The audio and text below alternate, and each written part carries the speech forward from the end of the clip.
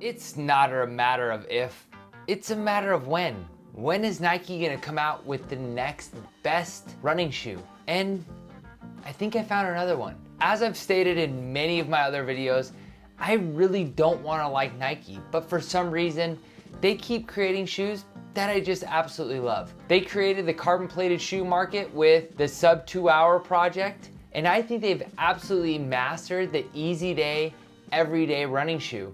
And the Infinity version 4 is absolutely a shoe that I think they have nailed and knocked out of the park. So much so that despite me not wanting to love Nike, this shoe has entered the top 3 shoes of all time for me with Nike. And I'll get into why I think this is great, the challenges with the Infinity 4, and clearly you know my verdict, but why I will be buying not just one, but multiple pairs of the Infinity React 4. So diving right into the good, as you have potentially known, the React midsole is not my #1 most favorite, and I love the Zoom X. My favorite shoe from Nike of all time is the first version of the Invincible shoe.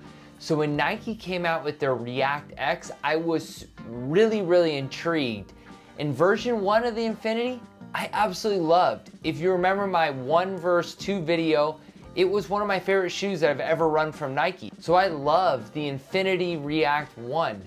But when they created this React X midsole, that is a blend between that React midsole and Zoom X, that is supposedly they're saying 13% more responsive.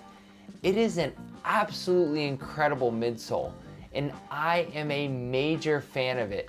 So it doesn't have that firm rigidness that you get from some of that React midsole, but it's got the softness and that bounce of the Zoom X midsole, but not that super squishy mattress sinking feeling of the Invincible that you get with the full Zoom X. So Nike, incredible job. Such an incredible job that anytime I've got to just go for a run, or I've got to do an easy run, or I've got to do anything that doesn't involve speed or tempo, Infinity React 4, that's the shoe I'm grabbing. Secondly, on the good part is, I think Nike's actually finally got a great upper on the Infinity lineup. Despite multiple issues, whether it be the heel slipping or the tongue tearing or any other kind of issues with the Infinity lineup, with Infinity version 4, I actually think Nike has nailed this one.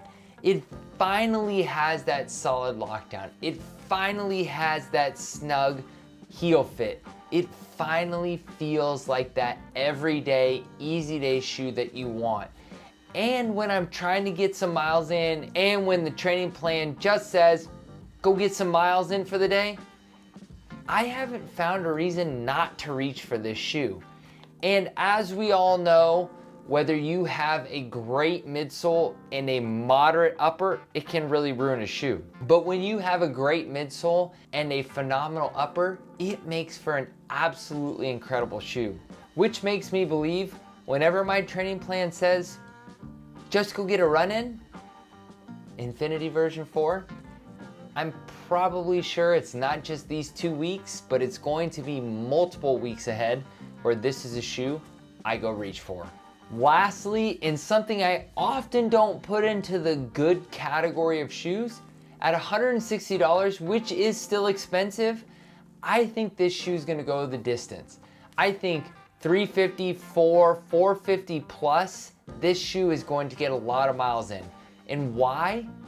The Infinity 4 is not built for speed. It is not made to be your fast day shoe, which is where you cause a lot of tear and a lot of wear in your shoes. But it's made for those easy days, made for those general mile days, which are often easier on the shoes. Therefore, I think this bad boy is gonna go the distance. So at $160, I think the price per mile is actually significantly lower than you're gonna get with a lot of different shoes. So the price point, in my opinion, not bad. So I'm not gonna lie, it was hard for me to find some drawbacks on this shoe. I really like this shoe. But we got some random rain in August. And why did it rain in August in Southern California? Not quite sure. But when it rained and I ran in this shoe in the rain, this fly knit upper does not do so well with wet weather. Now, most shoes really don't do well with wet weather, and I totally understand that. A lot of shoes just absorb the water, but this fly knit upper on the Infinity 4, for some reason, drinks water like a camel during a summer hot day. So if you're looking at this shoe during a winter climate where you're gonna be running a lot of rain, potentially some snow that's gonna get a lot of slush into those shoes, this is definitely not gonna be your go-to shoe. So clearly, as I look at the verdict, it's one of my favorite shoes I've ever ran in from Nike. Invincible version 1, by far my favorite shoe Nike's ever created. Number 2, it's a toss-up. It's a toss-up between this and the most recent Pegasus Trail shoe. I just love this shoe. When I've got a hard day of working out and then the rest of my training until the next hard day is just go out and run, the first shoe that I'm going to grab is this shoe. It's just a great shoe to run in. It is soft enough to protect the feet. It's firm enough to still feel like you get some type of responsiveness from it. It is a great fitting upper, no slop, no moving around, and it is a fun shoe to run in. If you're looking for a great daily trainer, not just for your easy days, but for a shoe that's gonna get out there and just enjoy running, Infinity 4, it is an incredible shoe. Nike, way to go. Excited to see how you keep progressing on this incredible shoe.